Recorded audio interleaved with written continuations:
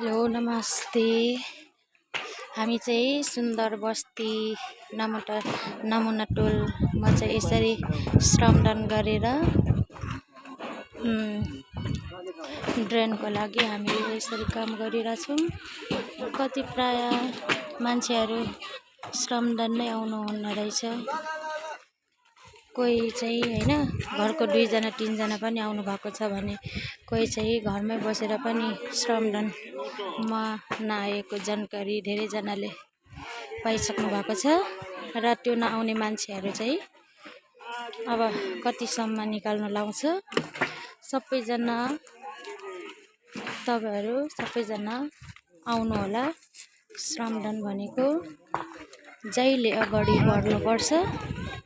तपाईहरु जो छुट्नु भएको छ तपाईहरु सबैजना आउनु होला। यसरी हामीले चाहिँ पुरा काम गरिरहेको अवस्था छ। ठोपा ठोपा सागर बन्छ भने जस्तै हामीले पनि यसरी आफूले नै आफ्नै श्रमदानबाट राम्रो तरिकाले आफ्नो एरिया बनाऊँ भन्ने चाहना छ। त्यसैले सबैजना आउनु होला।